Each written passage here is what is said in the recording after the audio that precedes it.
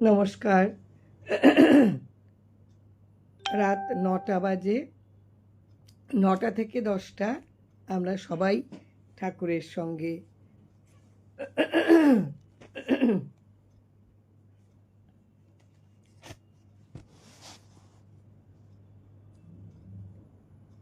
জয়রাম জয়রাম। প্রত্যেকের উপস্থিতি এবং প্রত্যেকের ব্যাকুলতা, এটা যেন আমাদের প্রত্যেকের সত্যি সত্যি ঠাকুর যেন সবটাই দেখছেন। সীমা, রুমা, জয়রাম জয়রাম। বেদবাণী, আজকে বেদবাণীর যে চিঠিটা পড়বো, চিঠিটা বড় এবং খুব সুন্দর।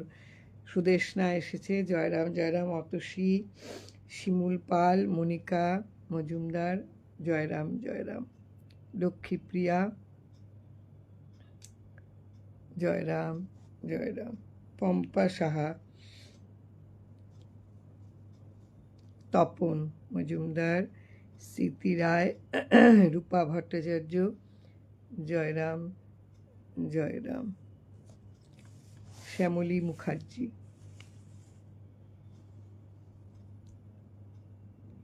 মৌসুমী সেন, রঞ্জনা রায়, মঞ্জুশ্রী রায় চৌধুরী, জয়রাম জয়রাম। লীনা রায়,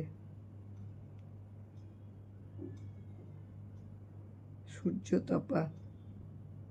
আজকের বেদবাণীর যে চিঠিটা, জানি না ঠাকুর কৃপা করবেন কতটুকু, তিনি বলিয়ে যেন দেন। এত অপূর্ব চিঠিটা, অপূর্ব চিঠিটা। বিশ্বনাথ সেন, সীমা দাস, দেবযানী দত্ত, জয়রাম জয়রাম।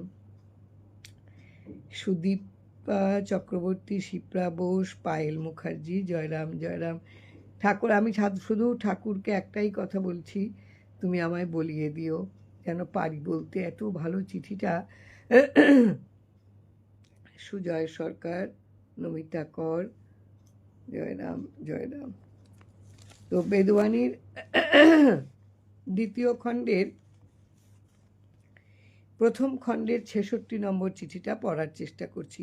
প্রথম লাইন, যেটা বেদবাণীর আশ্রিত জনের, পায়েল মুখার্জি, আমরা সারাদিন, একদম একদম এইটাই আসবে। তুমি দেখবে আজকের চিঠিটাতে এই প্রসঙ্গটাই থাকবে। আমি ওই জন্যই বললাম যে আজকের চিঠিটা অসাধারণ। একদম একদম। প্রবীর চৌধুরী, এটাই হচ্ছে এই যে কলিতে, মানে আমাদের কলিকালে যে এইটাই অবলম্বন একমাত্র সত্যনারায়ণ সঙ্গে নিয়ে থাকা। না না, আমার যাওয়ার সময় হয়নি গো, সময় হয়নি। রূপালী, রুমা দাশগুপ্ত, বিশ্বজিৎ দাস, মঞ্জুশ্রী, সবাইকে জানাই জয়রাম। আমি শুরু করি। চিঠিটা বেশ বড়, আর চিঠিটা বেশ বোঝাতে হবে, মানে বেশ বুঝতে হবে আমাদের প্রত্যেককে। তো আমি ঠাকুরকে প্রণাম করে বলি, তুমি আমায় বলিয়ে দিও, তোমার যা বলানোর তুমি বলিয়ে দিও। সুদেশনা, জয়রাম জয়রাম। ঠাকুর লিখেছেন,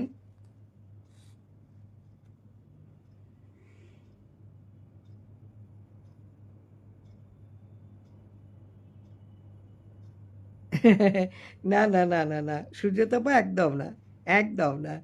এইগুলি তো এই আজকের চিঠিটাতে এগুলো সব থাকবে, দেখবে তুমি। পদ্মশ্রী, মুক্তবৈদ্য। আমি শুরু করি। ঠাকুর লিখেছেন, ধীর সমীরে যমুনা তীরে বসতি শতত বনমালী। এটা কবি জয়দেবের লেখা গীত গোবিন্দ থেকে ঠাকুর এই লাইনটা নিয়ে তিনি তার আশ্রিত জনের চিঠির উত্তরে এই লাইনটা একদম প্রথমেই রেখেছেন। নিশ্চয়ই আশ্রিত জন এমন কিছু একটা লিখেছিলেন যার উত্তরে ঠাকুর এটা লিখেছেন, ধীর সমীরে যমুনা তীরে বসতি শতত বনমালী। ধীর সমীরে, এখানে ধীর সমীরে, ধীর ধীরে ধীরে, ধীর বাতাস যেমন বয়, এরকম ধীরে ধীরে যমুনা তীরে শতত বসতি শতত বনমালী। বনমালী বলতে যেটা গীত গোবিন্দে কবি জয়দেব লিখেছেন, ওখানে ওটা একটা সংস্কৃত কাব্য। সেখানটায় তিনি রাধিকার কথা, গোপিনীদের কথা লিখেছেন। সেখানে তিনি এই লাইনটা লিখেছিলেন, বনমালী অর্থ হচ্ছে যার কণ্ঠে বনফুলের মালা, যেখানে বহু বস্তু একত্রে আছে। এই যে ফুলের মালা, এ কথাটা বোধহয় প্রায়ই আমরা বলা বলি করি যে এই যে এক একটা ফুলের মালা গাঁথা, এক একটা শব্দকে নিয়ে মালা গাঁথা, ঠিক তেমনিভাবে বনমালীটা হচ্ছে ভিন্ন ভিন্ন বস্তুর একত্রে আছে, তাকে বন বলে। ভিন্ন একটা বনে তো সব রকমের একই রকমের গাছ থাকে না, ভিন্ন ভিন্ন বস্তু থাকে, ওটাকে বন বলে। এই বনমালী বলতে বিচিত্র এই যে সৃষ্ট জগৎ, এই জগৎটা একেবারে সুতোয় গাঁথা মালা, সুতোয় গাঁথা মণিমালার মতন এই জগৎটা, ভিন্ন ভিন্ন জিনিসে যেন সুতোয় গাঁথা মালা। যার গলায় এটা এই মালা থাকে তিনি শ্রীকৃষ্ণ। তাহলে বনমালীর গলা, এই হার, এই যে বিচিত্র বস্তু নিয়ে যে মালা, এই মালা যার কাছে থাকে তিনি হচ্ছেন কৃষ্ণ। যমুনা তীরে, এ কথাটা কেন লিখেছিলেন? যমুনা তীরে জেনারেলি আমরা কি ভাববো যমুনা নদীর তীরে, কিন্তু এখানে যিনি কবি জয়দেব লিখেছেন, তিনি লিখেছেন ভক্তি ও প্রেমের ধারা যে হৃদয়ে বয়ে যায় প্রবহমান, সেটাই হচ্ছে যমুনা তীর। যে ভক্তি আর প্রেমের ধারা বয়ে যায়, যেটা হৃদয়ে বয়ে যায়, সেটা হচ্ছে, তিনি একটা উদাহরণ দিয়েছেন, তিনি একটা শব্দ ব্যবহার করেছেন, কিন্তু যে প্রয়োগ, যে কারণে প্রয়োগ করেছেন সেটা হচ্ছে ভক্তি আর প্রেমের ধারা যে হৃদয়ে বয়ে যায় প্রবহমান, সেটাই হচ্ছে যমুনা তীর। ধীর ও সমীর অর্থাৎ ধীরে ধীরে প্রবাহিত, সমীরণ মানে বাতাস, ধীরে ধীরে যে বাতাস প্রবাহিত। বলছেন তাহলে ধীর সমীরে যমুনা তীরে বসতি বনমালী। গীত গোবিন্দ কবি জয়দেব যে কাব্যে লিখেছেন, সেখান থেকে একটা লাইন তুলে ঠাকুর আশ্রিত জনের চিঠিতে উত্তরে তিনি লিখেছেন। এবার হলো কেন তিনি এই লাইনটা লিখলেন।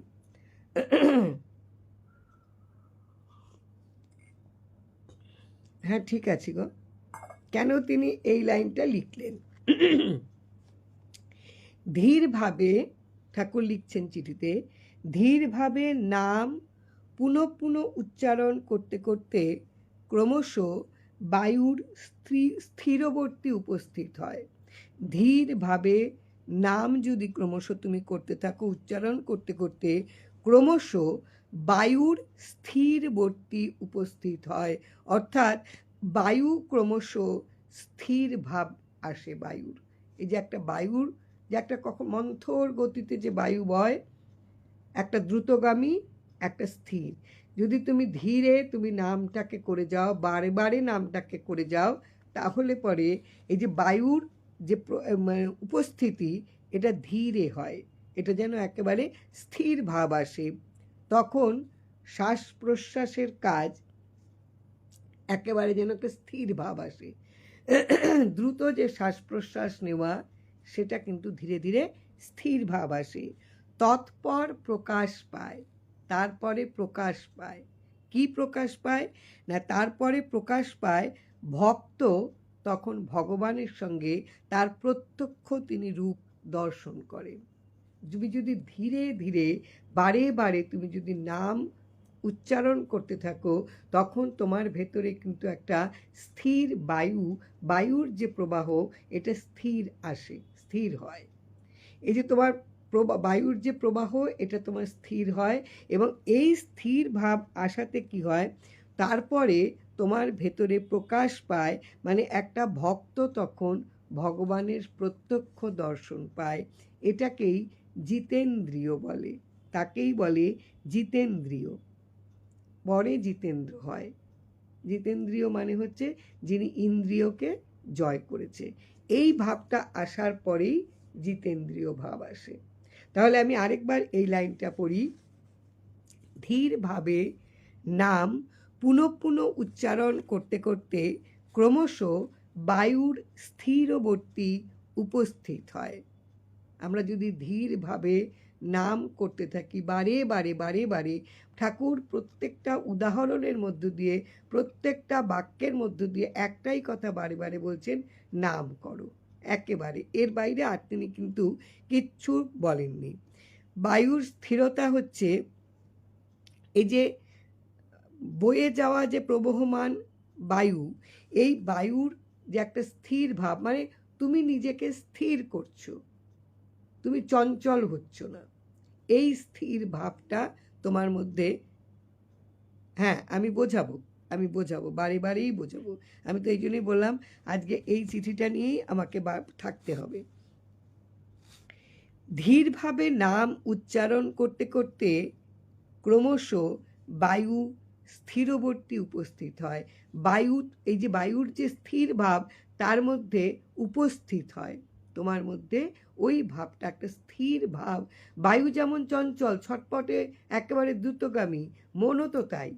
কিন্তু তুমি যদি বারে বারে বারে বারে তুমি নাম করা যদি অভ্যেস করো, তাহলে ওই বায়ুর স্থির ভাব তোমার মধ্যে কিন্তু আসবে, ক্রমশ স্থির আসবে। তখন শ্বাস প্রশ্বাসের কাজ স্থিরভাবে চলতে থাকে। আমরা যে শ্বাস প্রশ্বাস এই যে নেওয়া ছাড়া করি, এটা তখন স্থিরভাবে হতে থাকবে। তারপর ভগবত স্বরূপ প্রকাশ পায়, তখন কন্ট্রোল হতে থাকে। তার মানে হচ্ছে তোমার ভেতরে একটা কন্ট্রোল আসবে শুধু নামের দ্বারাই। তুমি বারে বারে তুমি নাম করে যাও, ধীরভাবে নাম করে যাও, অস্থির চঞ্চল হয়েও না, ধীরভাবে তুমি নাম করে যাও।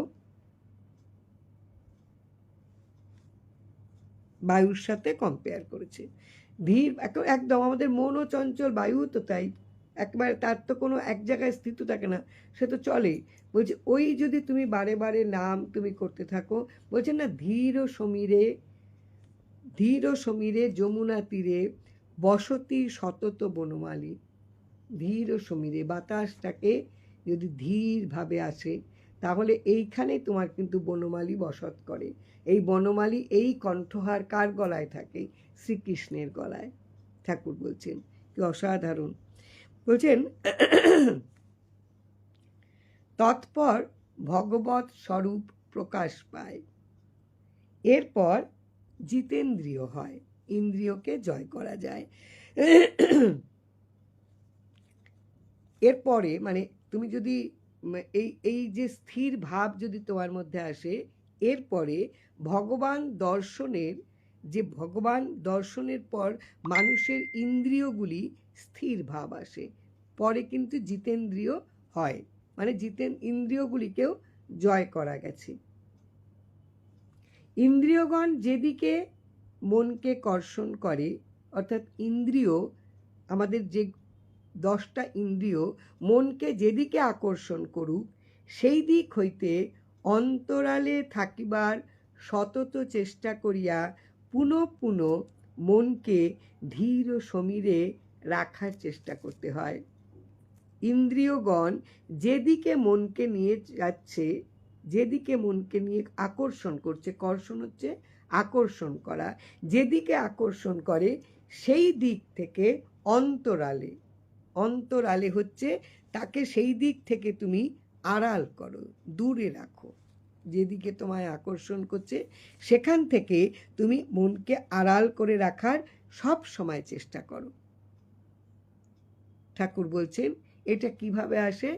ধীরে তুমি যদি নাম বারে বারে করতে থাকো, তাহলে এই যে চঞ্চলতা বায়ুর, তারও একটা স্থির ভাব আসবে এবং ভগবানের স্বরূপ তখন কিন্তু প্রত্যক্ষ করতে পারা যায়।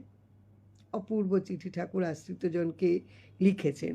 বলছেন তোমার ইন্দ্রিয়গণ যদি তোমার মনকে এদিক ওদিক নিয়ে যদি তোমাকে আকর্ষিত করে, সেদিক থেকে তুমি দূরে আড়ালে তুমি নিজেকে রাখো, দূরে আড়ালে অন্তরালে থাকবার সতত চেষ্টা একদম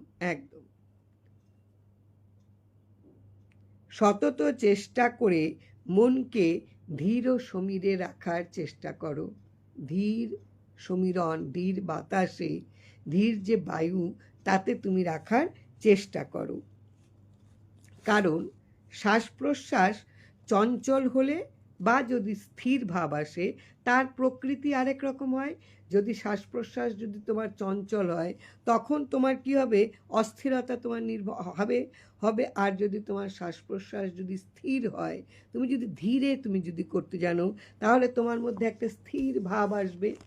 কাজেই তুমি ধীর সমীরে তুমি কিন্তু রাখার চেষ্টা করো। তোমার ইন্দ্রিয়গুলি যদি যেদিকেই আকর্ষিত হোক না কেন, তুমি সেখান থেকে দূরে আড়ালে করে রাখো। তুমি সেগুলো, তোমার ইন্দ্রিয়গুলি তোমার যেদিকেই তোমাকে আকর্ষিত করুক, তুমি একেবারে নামের মধ্য দিয়ে ধীরে ধীরে তুমি নিজেকে সেখান থেকে দূরে সরিয়ে আড়াল করে রাখো। অসাধারণ অসাধারণ আমাদের প্রত্যেকের মনকে যেন প্রতিদিনের তৈরি করা। যতই মন চঞ্চল হোক না কেন, ততই মনকে ধীর স্থানে রাখিবার চেষ্টা করাই প্রয়োজন। কি অপূর্ব করে ঠাকুর লিখছেন। আমরা অবোধ, তাই আমরা বুঝি না, আমরা ভাবি আমাদের কিছু করার নেই। কিন্তু ঠাকুর বলছেন যতই তোমাকে মনটা চঞ্চল করুক না কেন, ততই তুমি মনকে ধীর স্থানে তুমি তাকে রাখার চেষ্টা করো। এটা কিভাবে রাখা সম্ভব? নামের মাধ্যমে।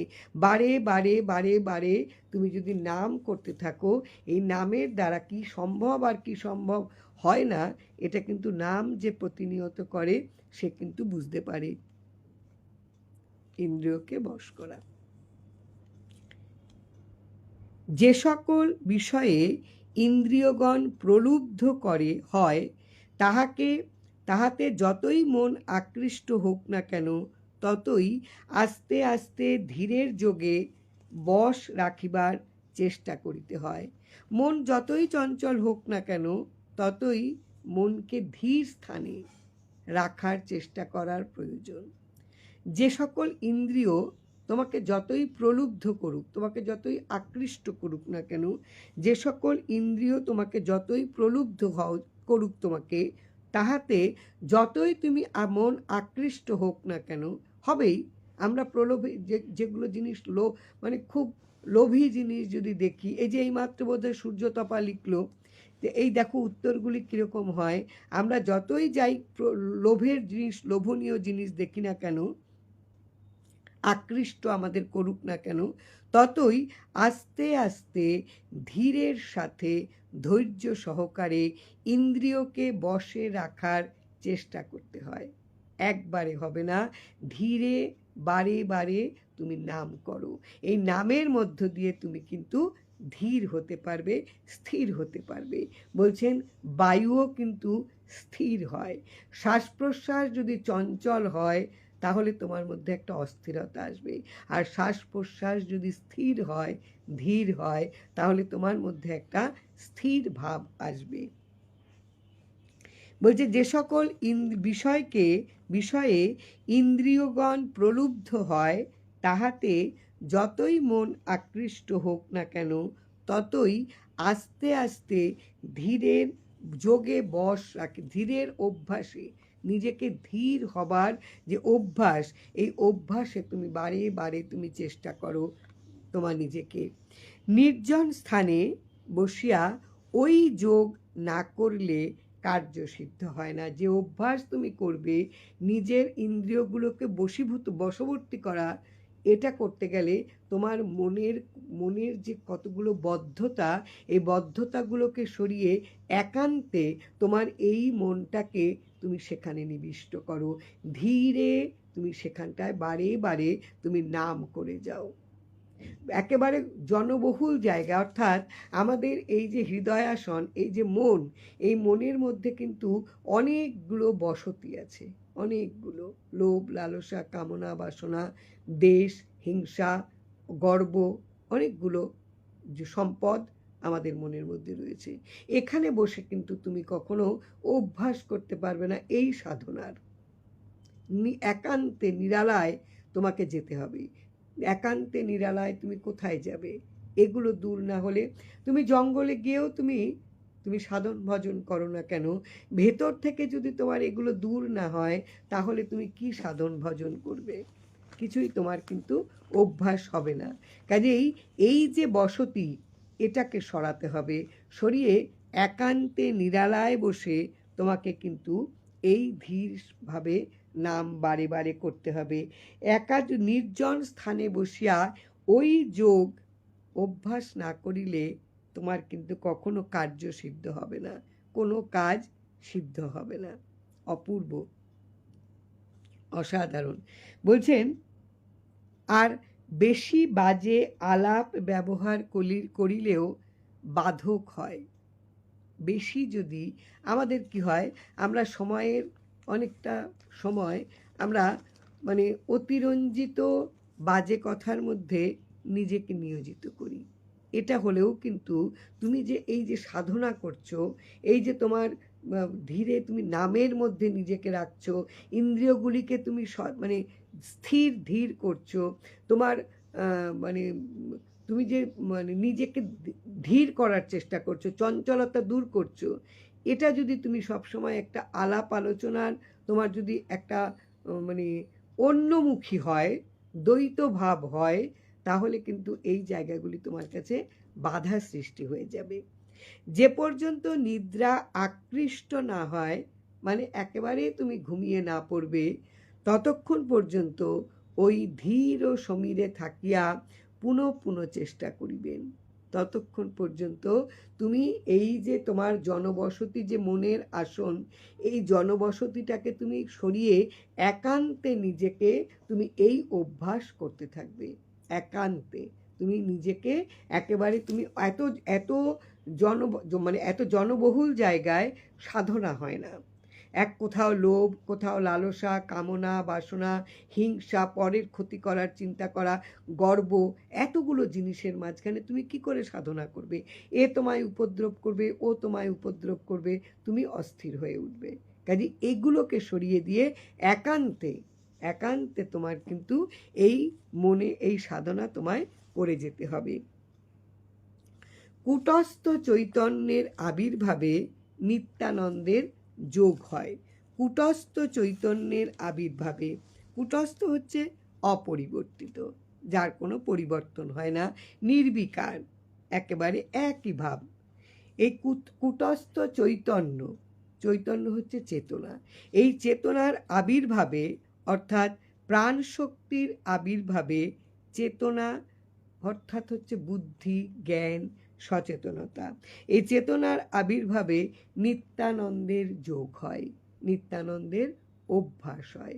তোমার এই যে তোমার যে মানে কূটস্থ চৈতন্যের, যেটা হচ্ছে তোমার একেবারে যেটার কোনো পরিবর্তন হয় না, কূটস্থ হচ্ছে নির্বিকার, এরকম চেতনা, চৈতন্য হচ্ছে চেতনা, এই রকম চেতনার আবির্ভাবে যদি তোমার ভেতরে এটা যদি প্রকাশ পায়, তাহলে কিন্তু নিত্যানন্দের যোগ হয়।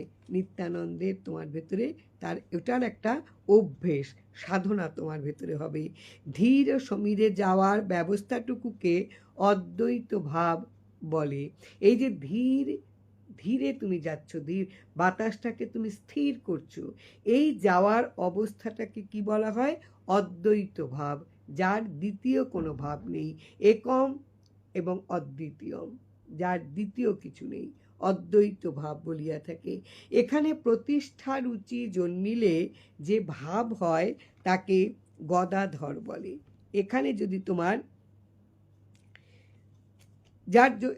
এখানে যদি তুমি কি করো, মানে তোমার ভেতরে যদি সুখ দুঃখ যেটা লোপ পাবে, যদি তোমার মানে আমি কি বলছি, কূটস্থ চৈতন্যের আবির্ভাবে নিত্যানন্দের যোগ হয়। তোমার ভেতরে যদি অপরিবর্তিত নির্বিকার যদি চেতনা তোমার ভেতরে যদি আবির্ভাব হয়, তাহলে তোমার কিন্তু নিত্যানন্দের তোমার যোগ হবে। চেতনা হচ্ছে কি? আমাদের বুদ্ধি, আমাদের জ্ঞান, সচেতনতা, তোমার এটা যদি আসে, তাহলে কিন্তু তুমি নিত্যানন্দ অর্থাৎ নিত্যানন্দের যোগ মানে নিত্যানন্দের উদয় হবে তোমার ভেতরে, ওটার একটা মানে আগমন হবে, উদয় হবে। ধীরে সমীরে যাওয়ার অবস্থাকে অদ্বৈত ভাব অর্থাৎ যার ভেতরে দ্বিতীয় কোনো ভাব থাকে না, ভালো মন্দ সুখ দুঃখ, তখন এগুলো কিন্তু তার ভেতর থেকে হারিয়ে যায়, লোপ পায়। ভালো মন্দ, সুখ দুঃখ এগুলো কিন্তু তার ভেতর থেকে লোপ পায়। এই যে প্রতিষ্ঠান, এই যে এখানে যদি এই প্রতিষ্ঠা রুচি যদি তোমার ভেতরে জন্মায়, তাহলে তাকে বলে গদাধর। তাকে সেখানে কি বলবে? গদাধর। গদাধর হচ্ছে চৈতন্য দেবের যে একটা মধুর যে রূপ, ভাব, এটা হচ্ছে তখন সেটাকে বলে, সেই মুহূর্তটাকে বলে গদাধর। তাহলে ঠাকুর কাকে গদাধর বলছেন? এই যে ভাবকে, তোমার ভেতরে যখন চেতনার উদয় হবে সেই ভাবটাকে ঠাকুর বলছেন গদাধর। যখন তোমার ভেতর থেকে সুখ দুঃখ লোপ পাবে, লাভ লোকসান লোপ পাবে, এগুলো সব তোমার কাছ থেকে হারিয়ে যাবে, তখন যে ভাবটা তোমার আসবে এটা হচ্ছে গদাধর।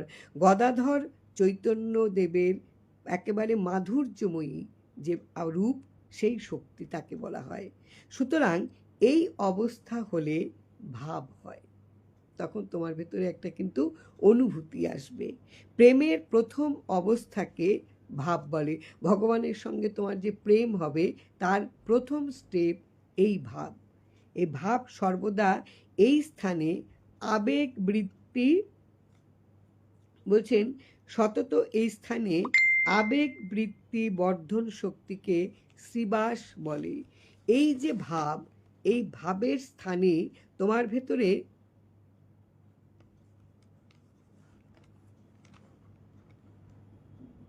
হ্যাঁ, হ্যাঁ, তুমি অনেকটা নিজেকে স্থির করতে পেরেছো, একদম। বলছে যে প্রেমের প্রথম অবস্থাকে ভাব বলা হয়। সাধনার চরম উৎকর্ষ যে মাধুর্য ভাব, সেটা লাভ হয়। তুমি যে ধীরে, তুমি যে একেবারে নাম করে যাচ্ছ, এই যে তোমার শ্বাস প্রশ্বাসের একটা স্থির ভাব আনছো, এটা তোমার সাধনা। এই সাধনার ফলে কি হয়, যে মাধুর্যতা আসে তোমার মধ্যে, এটা হচ্ছে গদাধর ভাব। এই গদাধর ভাব চৈতন্যদেবের একেবারে মাধুর্যময়ী শক্তি, এটা আসে। এবং তখন কি বলছেন, সর্বদা এই স্থানে আবেগ বৃত্তি অর্থাৎ আবেগের ক্রিয়া বর্ধন শক্তিকে, মানে বৃদ্ধি বা উন্নতিকে শ্রীবাস বলে। এই যে আবেগের যে উন্নতি বা বৃদ্ধি, এটাকে বলে শ্রীবাস। শ্রী অর্থ হচ্ছে ঐশ্বর্য, সম্পদ, বাস হচ্ছে বাসস্থান। তাহলে এখানে কার বাস? না আনন্দময়ী শক্তির সঙ্গে তখন তোমার একটা স্থিতি হবে, তখন তোমার বাস হবে। চেতনা, চৈতন্য মানে চেতনা। মেডিটেশনটা বোধ হয়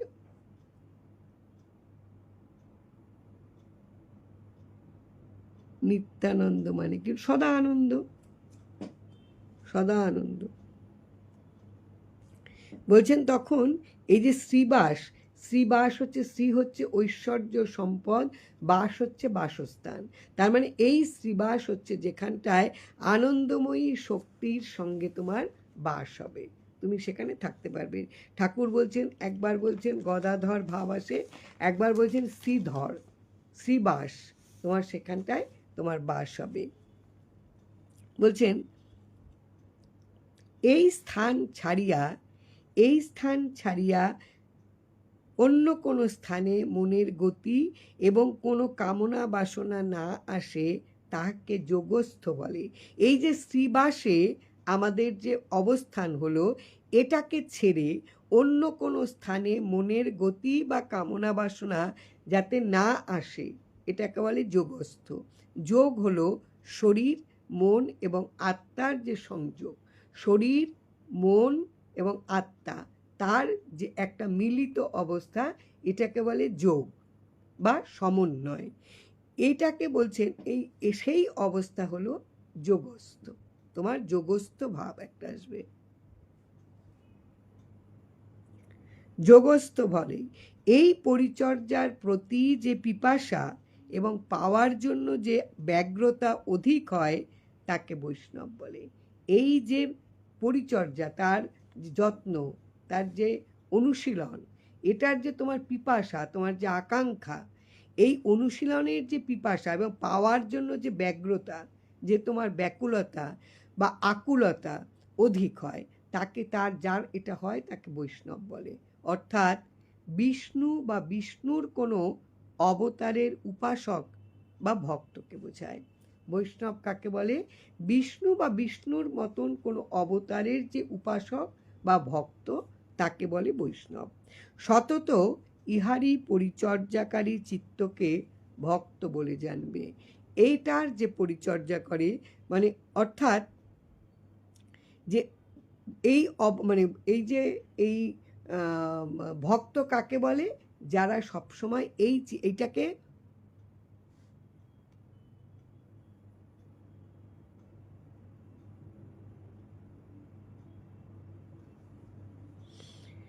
সতত ইহারি, যদি তুমি সবসময় এটারই পরিচর্যা করো তাহলে কিন্তু তুমি এই রকম ভক্ত হবে। এখানে ঠাকুর, এই যে ঠাকুর যে নিত্যানন্দ, অদ্বৈত, গদাধর, শ্রীবাস, যোগস্থ, বৈষ্ণব, এগুলি যে কেবল কোনো ব্যক্তির নাম তা কিন্তু নয়। এটা সাধনা এবং সাধকের একটি অবস্থার নাম। গদাধর কোন অবস্থা, বৈষ্ণব কোন অবস্থা, যোগস্থ কোন অবস্থা, শ্রীবাস কোন অবস্থা, সেই অবস্থাকে বলছেন। অর্থাৎ সব সময় ইহারি, অর্থাৎ এই বৈষ্ণব পরিচর্যাকারী চিত্তকে ভক্ত চিত্ত বলা হয়। ভক্ত মানে যে দেবতা বা আদর্শের প্রতি গভীর অনুরাগে বিশ্বাসী। চিঠিটা আমি আরেকবার পড়ি, অসাধারণ চিঠি। চিঠিটা আমি যখন পড়ছিলাম তখন থেকেই আমার ভীষণ ভালো লেগেছিল যে এই চিঠিটা মানে অসাধারণ চিঠি একটা। আমার মনে হয় চিঠিটা প্রত্যেকের মানে একদম প্রত্যেকে আত্মস্থ করতে পেরেছে, প্রত্যেকে। আমার যতদূর মনে হয়। আমি আরেকবার চিঠিটা পড়ি। ধীর সমীরে যমুনা তীরে সতত বনমালী। বনমালী কার কণ্ঠে থাকে? কৃষ্ণের কণ্ঠে। বন মানে হচ্ছে যেখানে ভিন্ন ভিন্ন বস্তু আছে। এই ভিন্ন ভিন্ন বস্তুর যে মালা, এই যে প্রত্যেকটা জিনিসের যে মালা, এই মালাটা যার গলায় থাকে সেটা কৃষ্ণ। তাহলে তুমি ধীরভাবে, তুমি যদি বারে বারে যমুনা তীরে, মানে তোমার হৃদয়ে প্রেম আর ভক্তির যে প্রবাহমান, এই যমুনা তীরে, কোনো নদীর তীরে নয়, যমুনা নদীর তীরে নয়, তোমার হৃদয়ের যে প্রবহমান যে ভক্তি আর প্রেম, যে ঈশ্বর সাধনা, এটাকে তুমি যদি, যে হৃদয়ে বয়ে যাচ্ছে, এটা হচ্ছে যমুনা তীর।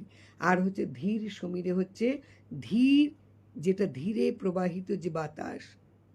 এইভাবে তুমি বারে বারে তুমি নাম করে যাও, তাহলে কিন্তু যে তোমার যে যার কৃষ্ণের সঙ্গে তখন তোমার কিন্তু সব সময় তুমি থাকতে পারবে, যার কণ্ঠে ওই বনমালী আছে। না, এটা কি বলতো, বুঝতে চাইলে বোঝা যায় না, তিনি কৃপা করেন। আমি আবারও পড়ব, মনের মধ্যে যেন থেকে যায়। ঠাকুর বলছেন, ধীরভাবে পুনঃ পুনঃ উচ্চারণ করতে করতে ক্রমশ বায়ুর স্থিরবর্তী উপস্থিত হয়। যদি তুমি একেবারে ধীর স্থিরভাবে যদি তুমি বারে বারে যদি তুমি নাম উচ্চারণ করতে থাকো, তাহলে তোমার ভেতরে এই যে বায়ুকে স্থির করার জন্য যে চেষ্টা, সেটা তো স্থির হতে পারে না, কিন্তু এই বায়ুর স্থির ভাব আসবে তোমার ভেতরে, কিন্তু সেটা উপস্থিত হবে। তৎপর প্রকাশ পায়, এবং তারপরে কি প্রকাশ পায় বলছেন, ধীরভাবে নাম বারবার উচ্চারণ করতে করতে ক্রমশ বায়ুর স্থিরবর্তী উপস্থিত হয়। অর্থাৎ বায়ুর ক্রমশ স্থির ভাব আসে, তখন শ্বাস প্রশ্বাসের কাজ একেবারে স্থিরভাবে চলতে থাকে। তারপর ভগবৎ স্বরূপ প্রকাশ পায়। এই অবস্থাকে, এই যে তোমার ভেতরে ভগবৎ স্বরূপ প্রকাশ পেল, এই অবস্থা তোমার ভেতরে আসবে। তারপরে তোমার জিতেন্দ্রিয় হয়, অর্থাৎ তুমি তো এরপরে যখন ভগবৎ স্বরূপ তোমার ভেতরে প্রকাশ পাবে, এরপরে তোমার ইন্দ্রিয়কে তুমি জয় করতে পারবে। পরে, অর্থাৎ ভগবানের দর্শনের পরে জিতেন্দ্রিয় হয়। এই পরেটা কি?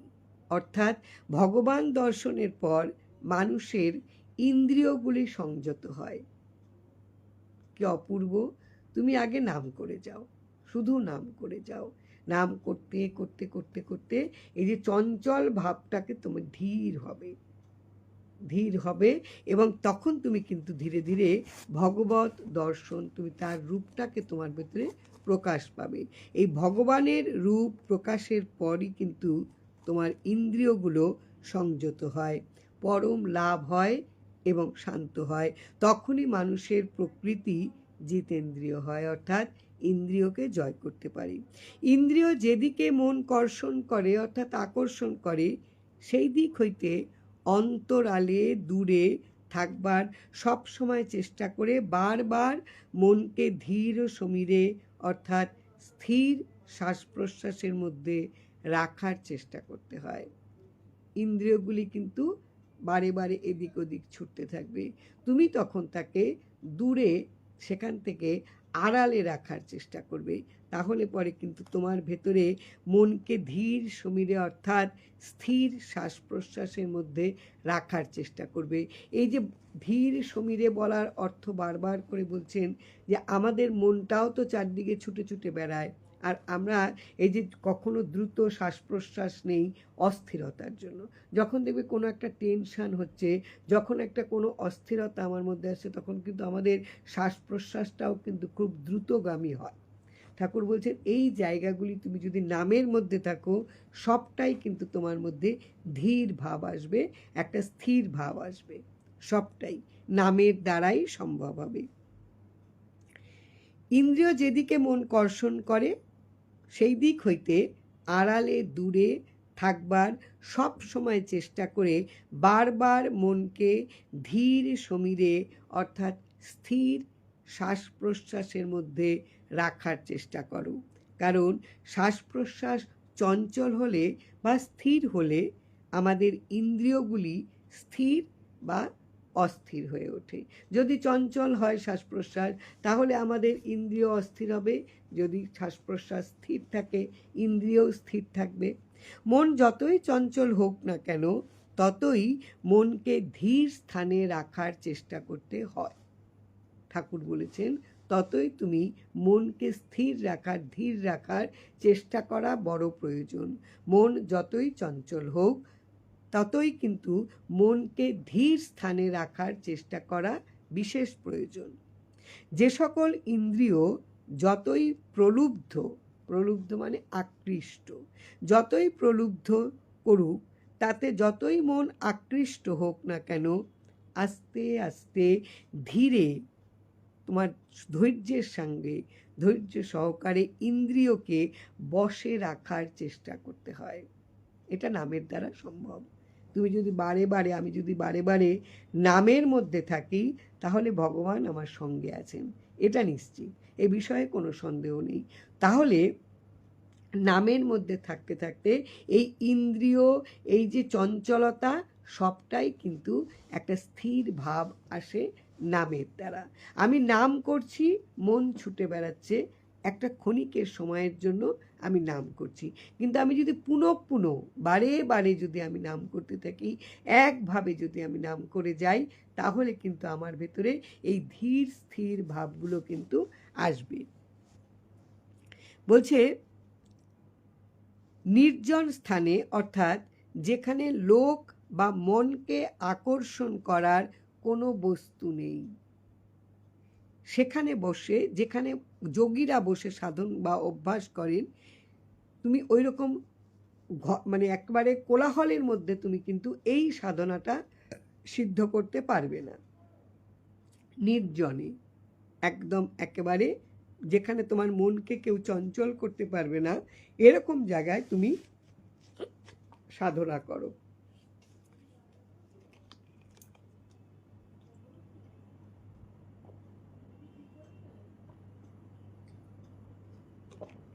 তাহলে এই যে আমাদের মন, আমাদের আত্মা, আমাদের হৃদয়ে এত যে জনবসতি, এত জনবসতির মধ্যে কিন্তু আমরা এই সাধনা করতে পারবো না, সিদ্ধ লাভ আমাদের সিদ্ধ হবে না, সিদ্ধি পাবো না আমরা। তাহলে এই বসতিটাকে আমরা কিন্তু, এই লোকালয়টাকে, এটাকে অ্যাভয়েড করব, এটাকে আড়াল করব, করে একেবারে নির্জনে বসে আমরা এই সাধনা করব। বলছেন যে নির্জনে বসে, দাঁড়াও হারিয়ে যায় কথা বলতে বলতে,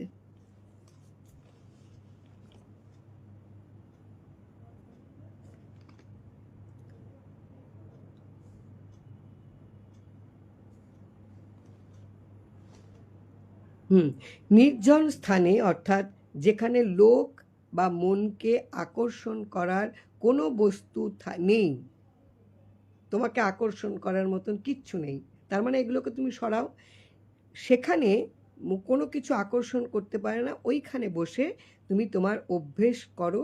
অভ্যেস যদি না করো তাহলে তোমার কোনো কাজ সিদ্ধ হবে না। আর বেশি বাজে আলাপ ব্যবহারের কারণেও কিন্তু বাধক উৎপন্ন হয়।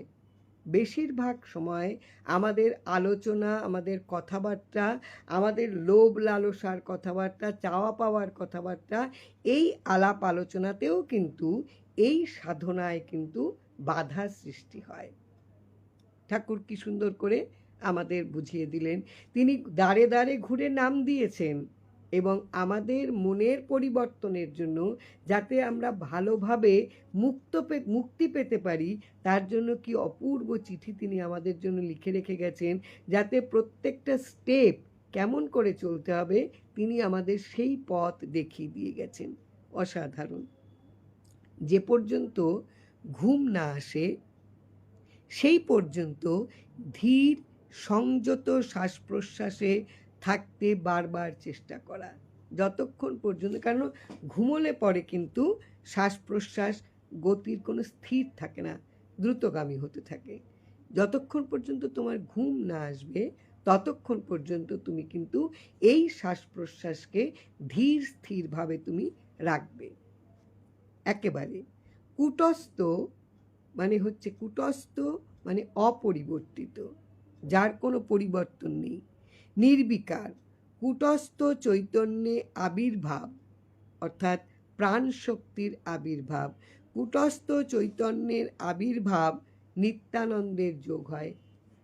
অপরিবর্তিত নির্বিকার যদি তোমার ভেতরে চেতনা আসে তাহলে তোমার মধ্যে কিন্তু নিত্যানন্দের যোগ হবে। নিত্যানন্দের যোগ হচ্ছে নিত্যানন্দের উদয় হবে। হ্যাঁ, বাজে আলোচনা মিনিং ওই যে আমাদের যে বন্ধনের যেগুলো রয়েছে এইগুলি আমাদের বারে বারে আবদ্ধ করতে থাকে। তো ঠাকুর তাই বলছেন তুমি নির্জনে বসে এই তুমি ধীরে তুমি নাম করো। তো নির্জন তুমি কোন জায়গাটায় পাবে? এত যদি তোমার ভেতরে এই যে বাজে আলোচনা, বাজে কথা, বাজে চাওয়া, বাজে মিনিং কি, যেগুলি তোমাকে কখনো স্থির হতে দেবে না, তোমাকে চঞ্চল করে দেবে, তোমাকে অস্থির করে দেবে, তাহলে তো তুমি কখনো সাধনা করতে পারবে না। তুমি যে মনটাকে ধীর করবে, তুমি যে মনটাকে স্থির করবে, এটা কখনো তোমাকে হতে দেবে না। আর এটা তুমি করতে পারবে নামের মাধ্যমে এবং নির্জনে। তুমি একেবারে যত কিছু তোমার ভেতরে যা কিছু আছে এগুলিকে, যত জঞ্জাল, এগুলোকে তুমি একদম পরিষ্কার করে তুমি একদম একেবারে ধীরভাবে তুমি নাম করে যাও। বলছেন ঘুম যতক্ষণ পর্যন্ত না আসে সেই পর্যন্ত তুমি ধীর সংযত শ্বাস প্রশ্বাসে থাকতে চেষ্টা করো বারে বারে। কুটস্থ চৈতন্য আবির্ভাবে কি হয়? নিত্যানন্দ যোগ হয়। ধীর সমীরে যাওয়ার অবস্থাকে অদ্বৈত ভাব বলে, অর্থাৎ সেখানে কোনো দ্বৈত ভাব থাকে না। ভালো মন্দ, সুখ দুঃখ এগুলো লোপ পায় যদি তখন তোমার ভেতরে নির্বিকার একটা চেতনা তোমার ভেতরে আবির্ভাব হবে, তখন তোমার কিন্তু নিত্যানন্দের উদয় হয়। তখন তোমার ভেতরে এই যে কি ভালো কি মন্দ, কি সুখ কি দুঃখ, এগুলো কিন্তু হারিয়ে যায় তোমার ভেতর থেকে, এগুলো তখন তোমার কাছে আর আসবে না। এখানে প্রতিষ্ঠা রুচি জন্মালে যে ভাব অর্থাৎ অবস্থা হয় তাকে গদাধর বলে। এই যে প্রতিষ্ঠা, এই যে তুমি নামের যে স্থির ভাবের প্রতিষ্ঠা যদি তোমার ভেতরে রুচিতে আসে, তখন যে ভাবটা তোমার মধ্যে আসে এই ভাবটা হচ্ছে গদাধর। এই গদাধর ভাবটা, গদাধর কি, গদাধর কোন রূপটাকে ঠাকুর বলছেন? চিঠিতে তো লিখেছেন ঠাকুর, গদাধর বললেন কেন? এই গদাধর হচ্ছে চৈতন্যদেবের একটা মাধুর্যময়ী একটা শক্তি, চৈতন্যদেবের। এই ভাবটা তখন আসে যখন, আর কখন আসে না, যখন তোমার ভেতর থেকে সুখ দুঃখ, লাভ লোকসান, অশুভ অশুভ এগুলো লোপ পেয়ে যায়, এগুলো হারিয়ে যায় তোমার ভেতর থেকে, তখন যে অবস্থাটা তোমার মধ্যে আসে সেটা হচ্ছে গদাধর। গদাধর হচ্ছে চৈতন্যদেবের মাধুর্যময়ী শক্তি, গদাধর ছিলেন একেবারে একটা মাধুর্যময়ী শক্তি। সুতরাং এই অবস্থা হলে একটা ভাব হয়। প্রেমের প্রথম অবস্থাকে ভাব বলে। তোমার একটা ভগবানের সঙ্গে তোমার ভালোবাসা হবে, এটার প্রথম যে স্টেপ সেটা হচ্ছে তোমার মধ্যে একটা ভাব। আমরা কারোর সঙ্গে যখন কথা বলতে যাই, যখন তার সঙ্গে তাকে আমার অত্যন্ত ভালো লাগে, এটা তো হচ্ছে পরের স্টেপ। কিন্তু প্রথমে তো আমরা ভাব জমাই, তোমার নাম কি, তুমি কোথায় থাকো, এই বলে তো একটা ভাব জমাই। এই যে ভাব, এটা শুরু হলো গদাধর ভাব, গদাধর ভাব। সুতরাং এই অবস্থা হলে ভাব হয়। প্রেমের প্রথম অবস্থাকে ভাব বলে এবং সেই ভাব হয়। সাধনার চরম উৎকর্ষ যে মাধুর্য ভাব, সেটি লাভ হয়। এই যে তুমি যে সাধনা করছো, নির্জন স্থানে বসে ধীরে তুমি যে নাম করছো, এটা তখন তোমার ভেতরে একটা ভাব আসে। সাধনার চরম উৎকর্ষ, তোমার ওটাই চরম ভাব একটা। ঠাকুর তাকেই গদাধর বলেছেন, যে চরম উৎকর্ষ ভাব, তাকেই ঠাকুর গদাধর বলেছেন। সর্বদা এই স্থানে আবেগ বৃত্তি, সর্বদা এই স্থানে আবেগ বৃত্তি অর্থাৎ আবেগের যে ক্রিয়া বর্ধন শক্তিকে শ্রীবাস বলে। এই যে আবেগের যে ক্রিয়া, আবেগের যে বৃত্তি, যে কাজ, এটা যে বাড়ে, এই শক্তিকে বলে শ্রীবাস। শ্রী অর্থাৎ ঐশ্বর্য সম্পদ, বাস হচ্ছে বাসস্থান। এই শ্রীবাস হচ্ছে যেখানে ঐশ্বর্য সম্পদের বাসস্থান, অর্থাৎ আনন্দময়ী শক্তির সঙ্গে তোমার তখন বাস হয়। অপূর্ব অপূর্ব অপূর্ব চিঠি। এই স্থান ছাড়িয়া, এই যে স্থান, এই যে শ্রীবাসের যে অবস্থা তোমার, এই স্থান ছেড়ে অন্য কোনো স্থান মনের গতি বা কামনা বাসনা না আসে, এখান থেকে ছেড়ে তুমি অন্য কোথাও যাবে, অন্য কোনো কামনা বাসনায় তুমি তোমার মনটাকে দেবে, এটা তখন আসবে না। এটাকে বলে যোগস্থ। এটাকে কি বলে? যোগস্থ। এই যোগ হলো শরীর, মন আর আত্মার একত্রিত হওয়া, একটা সম্মেলন, দুটো তিনটে একদম একত্র হওয়া। এই যোগ, এটাই হলো এই যে অবস্থাটা, এটাই হলো যোগস্থ। এই পরিচর্যা অর্থাৎ অনুশীলনের প্রতি যে পিপাসা এবং পাওয়ার জন্য যে ব্যগ্রতা অর্থাৎ আকুলতা, এটা অধিক হয়। বলছেন, এই স্থান ছাড়িয়া অন্য কোনো স্থানে মনের গতি এবং কোনো কামনা বাসনা না আসে, তাকে যোগস্থ বলে। এই পরিচর্যার প্রতি, এই যে যোগস্থ, এখানে পরিচর্যা মানে মনটাকে নিয়ে আমি আর অন্য কোথাও যাব না। এই যে আমি সাধনা করলাম, এই পরিচর্যা, এটাকে আমি যত্ন করব, এই মনটাকে আমি যত্ন করব। এই পরিচর্যার প্রতি যে পিপাসা এবং পাওয়ার জন্য যে ব্যগ্রতা অধিক হয়, এটাকে বলে বৈষ্ণব। বৈষ্ণব কাদের বলে? বিষ্ণু বা তার অন্য কোনো অবতারের যিনি উপাসক বা ভক্ত, তাকে বলে বৈষ্ণব। সতত ইহারি পরিচর্যাকারী চিত্তকে, এই যে পরিচর্যা, কোনটার পরিচর্যা না, আমার ইন্দ্রিয়কে আমি আর কোনো কামনা বাসনায় একেবারে সেখানে লালায়িত করব না। আমি একেবারে আমার ধীরভাবে স্থির হয়ে এই যে নির্জনে রাখবো, এই আমার ইন্দ্রিয়গুলিকে, যেগুলি আমাকে আকর্ষিত করে বা অনেক জিনিসে, সেখান থেকে দূরে করে আনবো, এনে একটা স্থির ভাব আনবো, এনে আমি সেই দিকে মন দেব। আমাকে যতই ইন্দ্রিয় প্রলুব্ধ করুক না কেন, সেই দিকে আমি কখনো মন দেব না। ওটাই হচ্ছে বৈষ্ণব তখন পরিণতি, বৈষ্ণব। এই যে ঠাকুর চিঠিতে যে লিখলেন, নিত্যানন্দ, অদ্বৈত, গদাধর, শ্রীবাস, যোগস্থ, বৈষ্ণব, এগুলি কোনো ব্যক্তি বিশেষের নাম নয়, এগুলো হচ্ছে সাধনার এক একটা অবস্থা। গদাধর, শ্রীবাস, বৈষ্ণব, এই যে এগুলি এক একটা অবস্থা।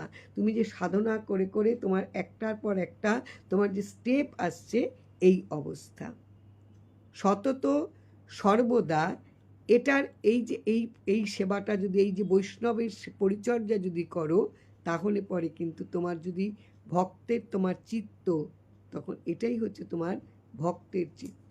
সব সময় তুমি এটার পরিচর্যা করো যে আমার আর অন্য কোনো কিছুর প্রতি আমার কোনো ইন্দ্রিয়কে আমি চঞ্চল করে দেব না, ধীরভাবে থাকবো। তাহলে আমি কিন্তু ওই সব সময় আমার যে হৃদয়ে যে প্রেম আর ভক্তির যে প্রবহমান, এটা থাকবে। এবং বনমালী, যেখানে কৃষ্ণের গলায় যে আমার যে বনমালী থাকে, সেখানে আমার বাস হবে। এটা সবসময় মনে রাখতে হবে। হ্যাঁ, তো কাজেই আজকে কটা বাজে? 10টা বাজে।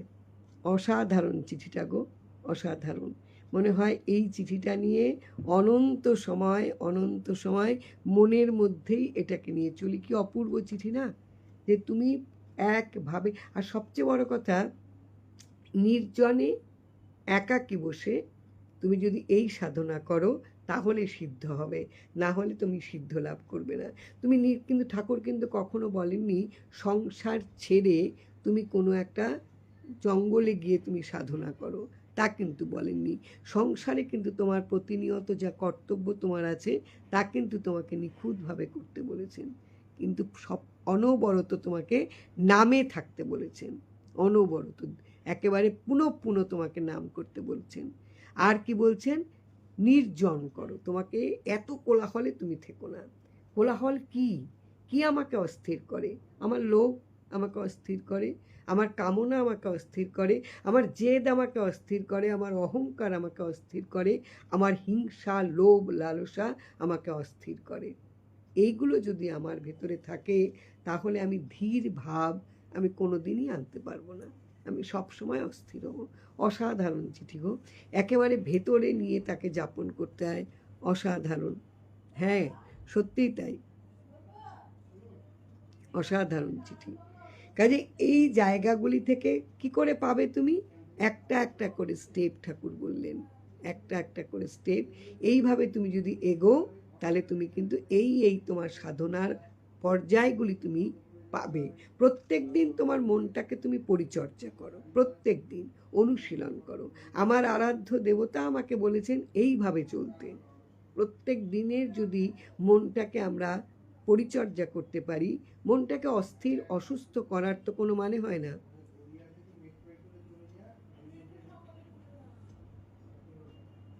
ঠিক আছে, ঠিক আছে, নিশ্চয়ই।